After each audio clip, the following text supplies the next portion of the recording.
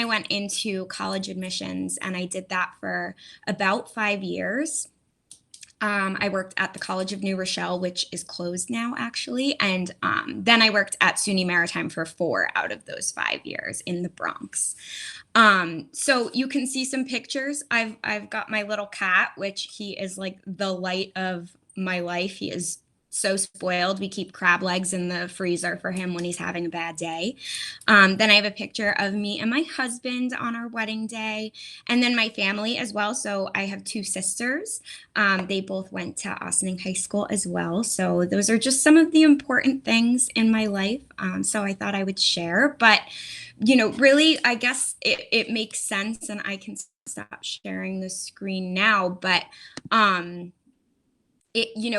it really, a big part of what I do is working with people, getting people into positions. It's very HR oriented for people who are familiar with human resources.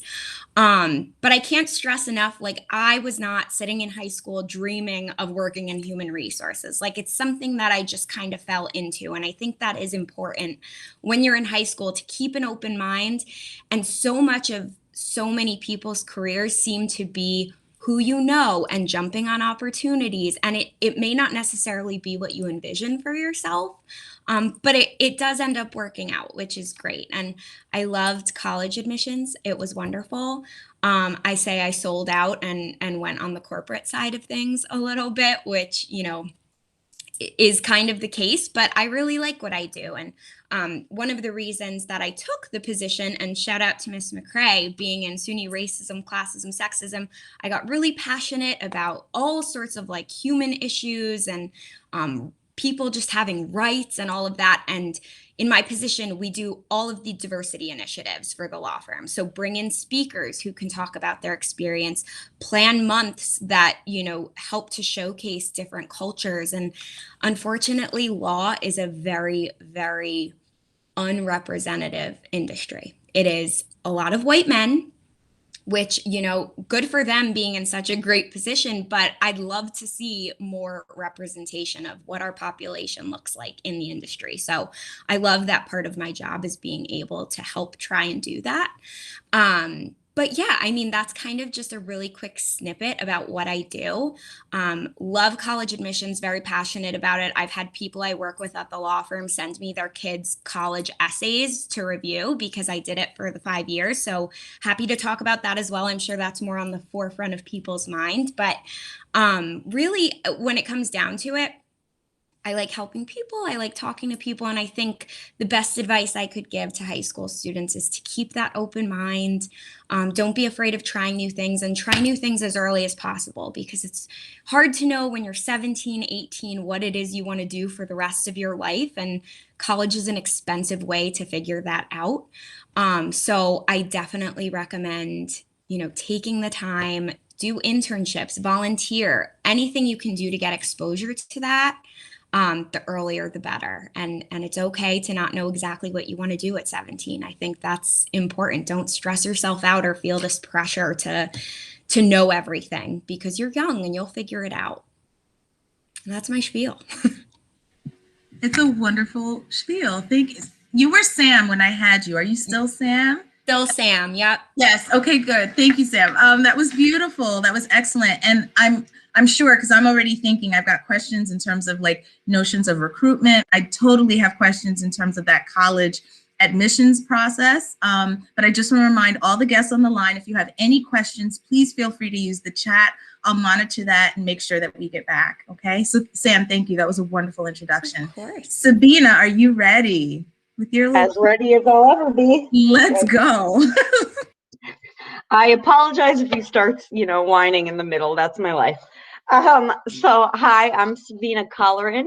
I used to be Sabina DeMatteo, married an OHS alum as well, and his name is Kieran Colleran. So clearly, if OHS gave me anything, it's my husband. And this is Declan, our son. He's 19 months old, and he's been both a joy and a pain in my butt for the last entire pandemic. So right now I am a stay-at-home mom.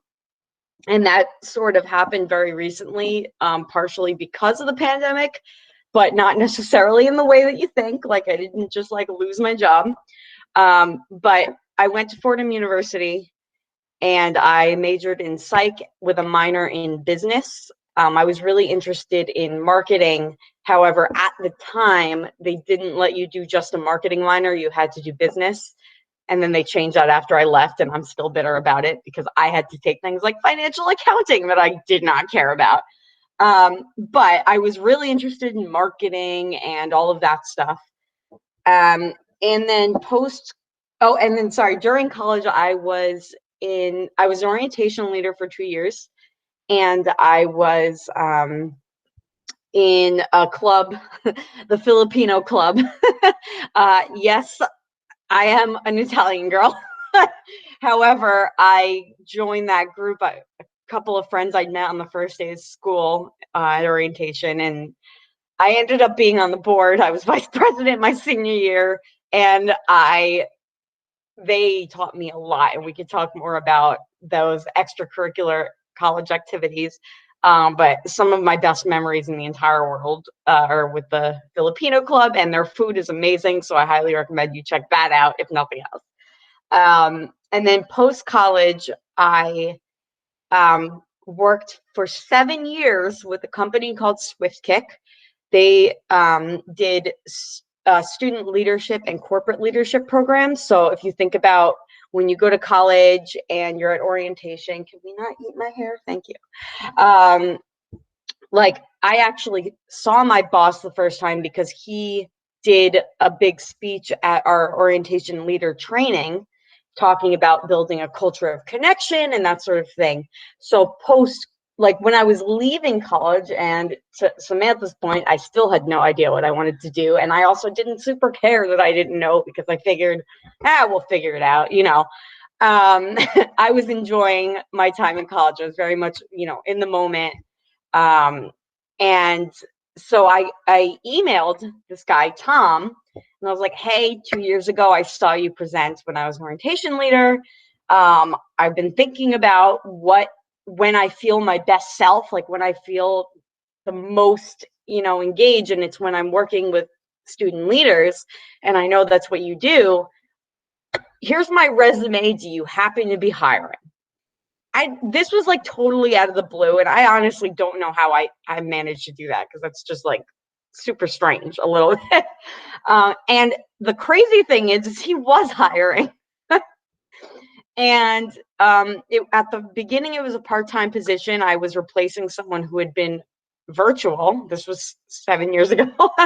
And I went into the office. I got to work at a co-working space. The company was literally, at the time, my boss, my coworker Jay, who's in India, and I've never actually met, but he did all of the logistics management. He's a full-time worker, but I've never met him. And that was it. And then a couple interns. So it was a very small company, which was really cool because I got to be in on not only, do the social media posts, but I got to be on like, where is this company going in 5 years conversations. And I was fresh out of college. Like, I can't believe he's asking me these things. But it was so cool to work in that tiny little company because it gave me that opportunity to really look at how do you run a company in the first place. Yes. And your thoughts? So that was a really awesome experience for me. And I stayed there for 7 years, and the company grew. We got another speaker. I was never a speaker. My job was to stay at the office or at home. I've been working through Zoom and other things for a very long time because my boss would travel across the country. There'd be days where he was in 3 states in one day, doing an orientation. So I was the one who worked with the clients, sent them the contracts once it was set up. I dabbled in sales. I wrote for the blog. I ran the blog. I worked on retreat planning for our company when we had our quarterly retreats. So I did literally everything that wasn't going on stage and speaking.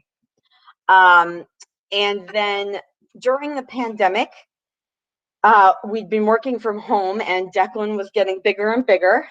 And my boss, because we're such a small company and every college canceled their orientation, they said, they he said, like, I can't pay you guys your full salary. Like, I literally can't do that, but I don't want to fire anyone. So I'm thinking we do like 40% of your salaries, because there was another speaker at the time as well, so that I don't have to fire anyone, but we can survive as a company. And luckily for me, I'm very blessed. My husband has a great job. So I wasn't like, oh no, like I'm not going to live. Whereas my coworker was like, how am I going to pay rent? I'm very blessed that that was not the case for me. But what he did was gave us Fridays off to sort of like buffer that a little bit. And I was like, wow, having Fridays off is great. Like, this is awesome. And I realized because of that, that I didn't really need my whole salary. You think you need everything you have. And then when we didn't feel that bump, because I wasn't making as much as my husband in the first place. So I didn't know that I really didn't need it. And that sort of gave me the push I needed to be like, I was kind of bored at the company, like there was no room for growth. And because I realized like I don't need my salary as much as I thought I did, I was able to be like, hey, Tom, like I think it's time for me to move on. And what we did is I went part-time, like working very few hours a week, doing sales and training the other person who was going to take over for me. And then in October, I was fully out of the company, which was crazy because 7 years of my life had been with the company. And in the interim, for 6 short months, I got to write for this magazine, Cortland Living. I live in Cortland. And I had seen when I was transitioning out of SwiftKick that they were looking for a content coordinator, which meant I got to pick the families on the cover. I got to write everything and edit the whole thing. It's a very local magazine. Unfortunately, they ended up having to shut us down because there wasn't enough ad revenue to print. So I only got to do it until January. What are you saying? But that was like a little stepping stone for me to be out of my company, but still not doing not doing nothing. But then when that shut down, I became a stay-at-home mom. And that's where I'm at now. And it was kind of my dream growing up to be a stay-at-home mom. And I'm very, very, very blessed that I can do that because I know it's hard for a lot of people. So that's where I'm at. And I get to be with this little munchkin, and I'm happy, although sometimes it's a little lonely during a pandemic to be home with a baby, and you can only talk about poop so much before you lose your mind. And that is that. Sorry, that was a long spiel. No, it was great, Sabina. Thank you, because you're giving us trajectory, right? Both you and Samantha, and I'm jotting down because I'm taking in your high school experiences, your college experiences, and the fact that both of you have moved around in terms of a couple of careers, right, or jobs at this point to be so young.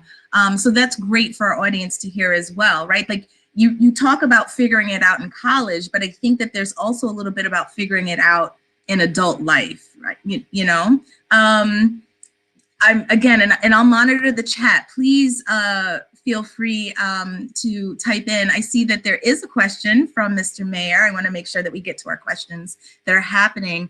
And Mr. Mayer's in his class now. His question is, what do you wish you did differently throughout your teen years? It's like scaffolding questions. So what do you wish you did differently throughout your teen years? How was your life after OHS? And then what did it feel like to transition into adulthood? Yeah, so what did you what would you do differently? And then what was life like after OHS? And what was that transition like as well?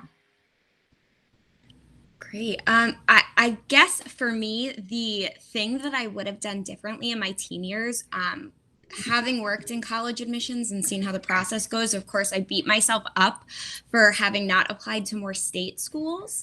I think that there is this pressure to go to a school that people have heard of the name, or, and SUNY schools are phenomenal and you come out with a lot less debt. And I think that that's great.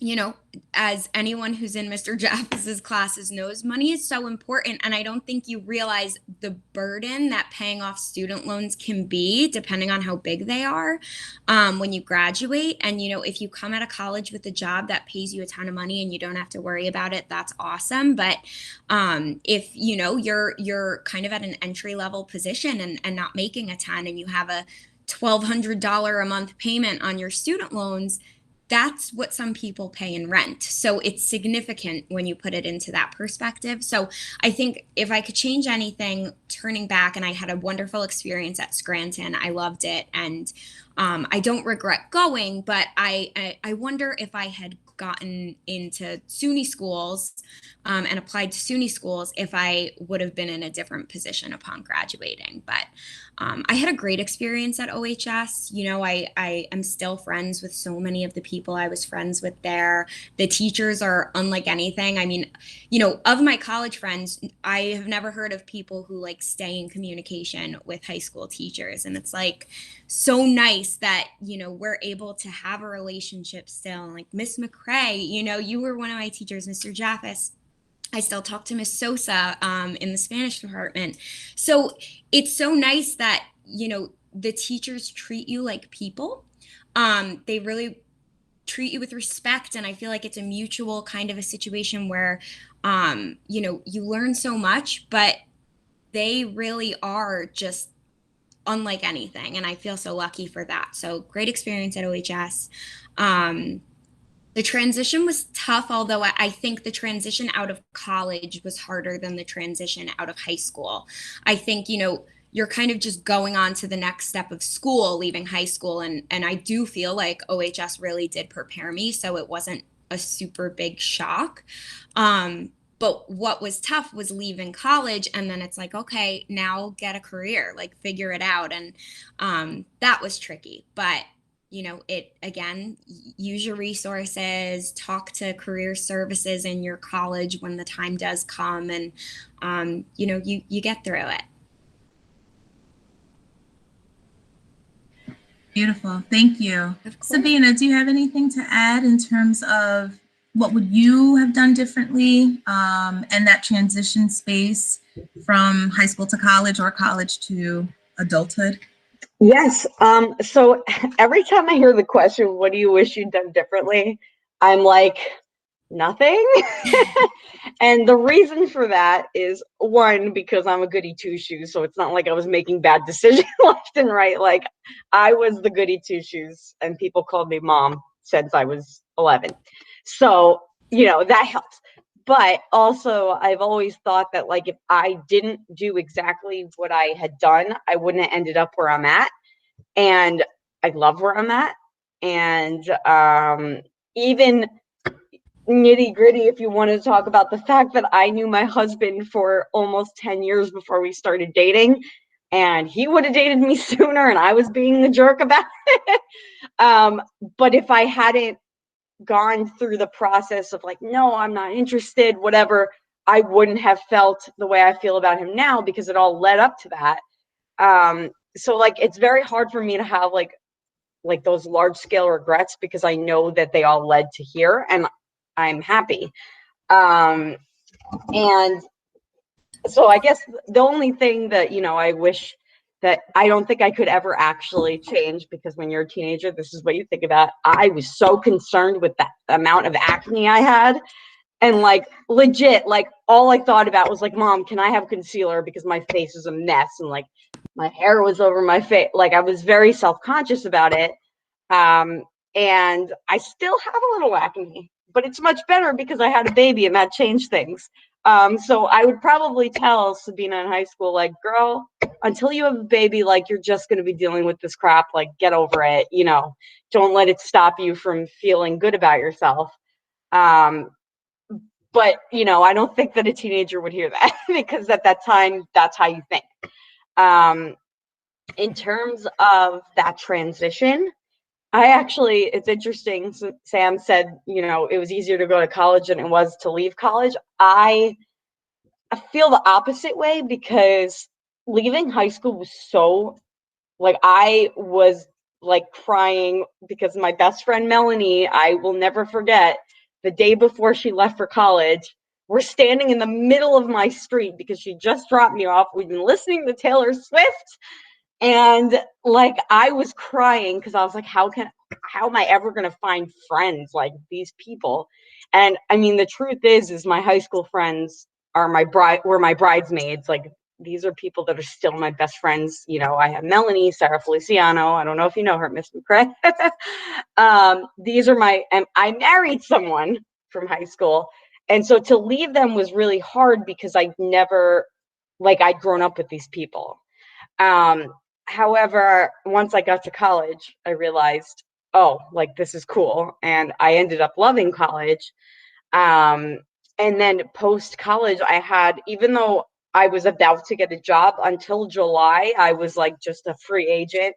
And as scary as that could have been, it was the first time in my life that I was like, hey, my world's wide open. Like, I don't know what I'm supposed to do next, but it's kind of awesome. And like, I could do random projects, you know, and things like that. Knowing that I was about to get a job, and I ended up, you know, it started as part-time, but that feeling of like anything is possible was kind of awesome for me. And I sort of felt that way when I left Swiftkick this year, last year. And when that magazine job fell through at the end, I had this feeling of what's next. And like, now I'm working on my poetry, and I have all this poetry, and I've actually opened up a Instagram account just to see if I could get a following and then maybe get published, because that's been a dream of mine. So it was that feeling of what can I do? Like, what's next? Like, I don't have to do anything. So what can I do? That is a huge privilege to have moments like that in your life. And they can be scary, but I feel like you should just lean into it if you can, because it opens things up. And, you know, Sam was saying, like, take opportunities. Like, I saw that magazine job in the magazine I was getting, and I was like, I'm going to be so mad at myself if I don't just do this. Like, why the hell not? Like, it's not like I was making a lot of money or anything, but it was just cool. It connected me with people where I live. I'm more part of the community now. And who knows if that connection is not going to lead to something else down the road. I don't know. I appreciate what you both are saying in terms of taking risks, right? Like, kind of like jumping into the unknown. Mr. Jaffis, by the way, Sabina said that Sarah is also presenting this week. I don't have the schedule in front of me, but that is happening. And then there was a question Jaffis posed, and I want to pose it to both of you in thinking about, Sam, you mentioned about, you know, considering SUNYs, right? Like, as a more kind of affordable option in terms of your undergrad work. Mr. Jaffis was asking Sabina if you had a scholarship to Fordham, but I'm going to combine these thoughts into a question in terms of like financing college, right? Like, what did that look like for you?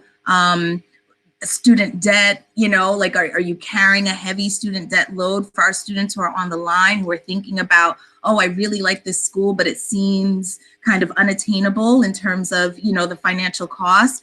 What advice do you have there? Sure. Yeah. So the University of Scranton, I got a scholarship, but it was still incredibly expensive.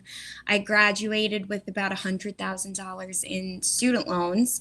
And I had a single mom growing up, and two sisters. So, and my mom didn't go to college. So, she had a modest job that, unfortunately, of course, she couldn't afford to pay for all three of us to go to college. But I look at it as a fortunate thing, because I think you learn a lot and you take it more seriously when it's coming out of your pocket. So I graduated with about $100,000 in debt, and I said, I will never pay for school again. I'm going to find a way to get my master's for free. So that's what got me sort of into admissions, was that goal of finding a job that would pay for me to go to school. So I went to Stony Brook for graduate school. My employer paid for it entirely because I was working for a SUNY. I could go to any SUNY for free for graduate school. So I didn't have any loans there. I stayed at home for a while to just make bigger payments on my loans. I actually don't have any more student loans. So that is done and out of the way. Thank goodness. Thank you. But it's a burden. It's a burden, and it's very expensive. And I don't think when you are in high school, you really realize what a difference $100,000 is, but it is significant, and having that weight on your shoulders can be stressful. So, definitely encourage you to like seek out what's going to be the best decision financially. Fortunately for me, it did end up working out. And again, I don't regret going to Scranton, but it was an expensive decision to make for sure. Sam, real quick, you got rid of all that debt in less than 10 years? Yes, but I mean, so I was Amazing. making lofty payments. But Jeff, as you know, my husband is also has a great job, fortunately. So he makes a good amount of money, definitely more than I do. And so when we got married, he said, let's not have this wait. So part of it was him. It wasn't entirely me, but I paid off on my own before we got married, probably about 70% of it. So it was Incredible. thank you. And I'm sorry, Jillian. I didn't mean to step on your toes here. I just wanted to go into this a little bit. So, like, when you got married, you guys agreed that this will be the best option for both of you to go into marriage without debt. Yes. So we actually had a Thank call you. with Mr. Jaffis prior to getting married. We had a FaceTime where we talked to him like, what should we be doing? What is the right move? Like, where should we be putting our money? And at that point, we kind of had decided that it did make sense. If it's sitting in the bank, if we're combining finances, it makes more sense to pay it off and not have the interest accruing every month. We do share our finances, and so it ended up working out. But yeah, it's a weird decision to make, and it's weird, like you don't have a class in high school that tells you like when you get married, like this is how, and everyone kind of approaches that differently in their life. If you do end up having a partner, how you're gonna figure out the cost of things. And again, we are fortunate that we were able to do that, but not everyone is in that situation and lives paycheck to paycheck, and it's tough. Sam, so great, and like so honest too. Thank you so much. And I am also impressed at that payback method that you had. I also hope that we're taking nuggets, right? The notion that you were able to find a job that paid for your master's degree, which I think is instrumental. And like everybody, like listen in, lean in, because there are things that you can kind of like negotiate in that. Sabina, I know that you're mommying, and just like let us know if you like need to like walk away to take a walk. But any kind of like financial advice for students as they're considering? There's a lot happening. Did everyone see me getting beat up by my child? Yeah, that's fun. He won't let me put him down, so this is how we're going to talk. If anyone wants to know what it's like to have a baby, here you go. So I was also very fortunate that I got a lot of scholarships. Like I said, I was a goody two shoes. So in high school, I got good grades because literally all I did was like, besides hanging out with friends, I did my work. And that's something I want to stress to all students is I don't think that I'm particularly brilliant. I think I just do the work. And growing up, I noticed so many people, like, they just wouldn't do their homework. And I'm like, guys, like, you wouldn't be failing if you just did the work. Maybe if you didn't do a good job, you'd get like a C or like something like that. But like, just do the freaking work. Like, I don't get it. So my point to students is, in college and high school, do what you have to do. It's not that difficult if you just make that decision that school is important. And I don't think that I'm like, I was a straight A student, but it's not because I'm like Einstein. It's just because I did what I was supposed to do. And yes, I enjoy learning and things like that, and I'm a little bit of a nerd, but I don't think it'd be, even if you're not a straight A student naturally, because you're not academically as inclined as I am, like I like writing papers, you could still get decent grades if you just do what you're supposed to do. Like, I just don't get it, guys. Anyway, all of that to say that I got good grades and I got great scholarships and grants and also the Stafford loans. And I also got a work study program. So what that means is I got to work as a tech in the library, which is ridiculous because I'm not a tech person, but it essentially meant that when the printer jammed, I had to fix it. Like, and it was the best job on campus, even though it was boring and we were working in the basement of the library, because I could do all my homework during my work hours. I would write papers at work and then print them out and hand them in the next class, you know? So that is a huge thing, is that if you can get a work study program, and at least at Fordham, the way it worked is it's not that it went towards my loans, it went in my bank account. And I was a commuter, so that was great for paying for my gas money. But the fact that the job was not something that really, unless someone didn't know how to print or their computer was acting up or they needed updates on the computers, like I wasn't really doing anything. I was just waiting for something to come up, which meant I could do my homework. It also meant I took a lot of photo booth pictures on the Mac because that's what we did. But the fact that I had time to do my work, and then that meant that after work, I was able to go hang out with my friends who lived on campus and all of that. So that really helped. And then I was lucky, though, that the loans were not a huge chunk, even though Fordham is crazy expensive and it gets more expensive by the second. It's crazy. Also, as Sam said, I not only stayed with my parents until I got married, I was a commuter. I was not paying for living on campus. Now, that's because my dad did not want me to live on campus and he wanted me to commute. And I was very bitter about it, but it saved us a lot of money. And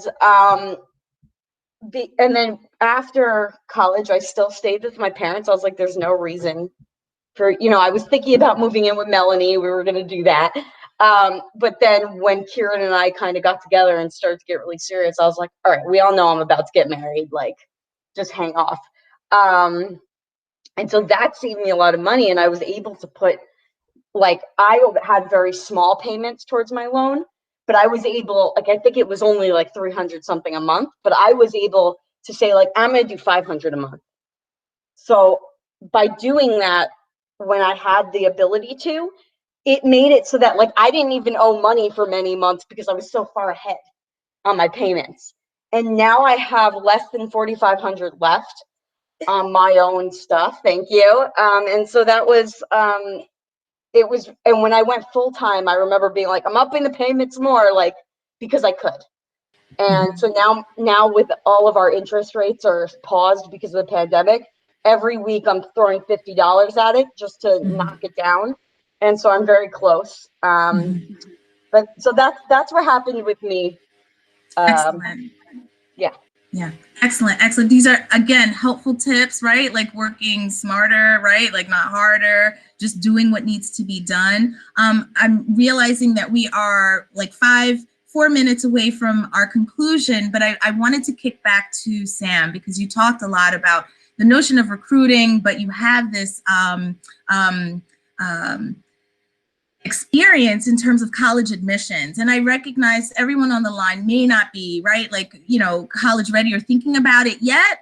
But, whether we're college or career kind of focused, are there any tips as our students are thinking about, right, like putting together those college applications? What are some tips? What are some guidelines? What are some things that they can do?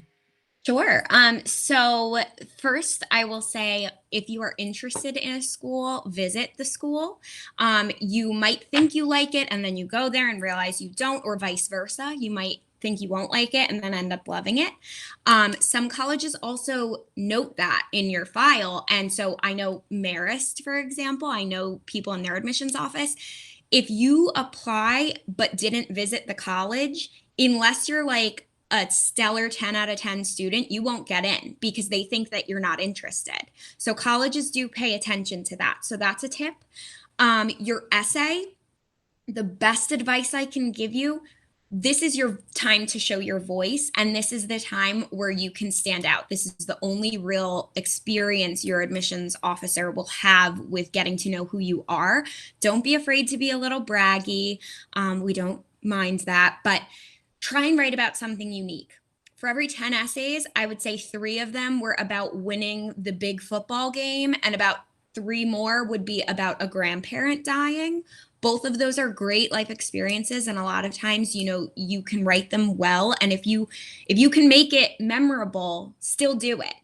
But if you can write about something that is different, I still remember probably 5 or 6 years ago reading an essay about a girl who on her prom night saw someone get hit by a car and stopped in the street and was like trying to do CPR, and she was applying to nursing school. So that was like her story about what made her want to be a nurse. Prom dress covered in blood, like this whole crazy story. And I just remember thinking she could be making this entire thing up and I have no way of knowing, but I will never forget this story. And make it memorable, because this is the time to do that. So if it's between you and another candidate and you had that killer essay, granted, we don't all have stories about saving someone's life in the middle of the street on prom night, but try and think of something that is going to grab their attention if you can. And I think that's my best advice. This is great. This is great. We have 1 minute left. If I could have you each in like 30 seconds, the best advice you can give to high school students. You've been imparting knowledge like throughout, but just like a 30-second best advice that you can leave us with before we wish you adieu. I feel like sort of the theme for me, it seems like both of us, the importance of networking. Definitely don't be afraid to make connections. Reach out to people if you're struggling to decide things or you're not sure. Like, don't be afraid to ask for help. Don't be afraid to ask connections for resources. I mean, it's who you know. Beautiful. Thank you, Sabina. Yes. And Declan. Oh. He's not a happy boy. Yeah. And speaking of being happy, my best advice is when I was leaving high school, I realized how little time I had left at high school. And I made a decision to enjoy every moment and really not wish time away. I said, I'm never wishing time away again. And I took that with me into college, Declan. I took it with me into college, and it made college amazing because I was paying attention to the moment. And so no matter where you are, try not to worry, don't cry, and just enjoy what you've got and really appreciate it, because you're very lucky and blessed in many ways. Thank you both for your time. You see that there's a transition happening, right? Like students are going to their next, you remember, right? The hustle and bustle, but this is amazing. Thank you so much. Sam, it's so good to see you. Sabina, it's so nice to meet you. Oh, I wish you the very best. And I look forward to seeing you again in this space or any other. Thank you. Next year in person, let's go. Yes, yes.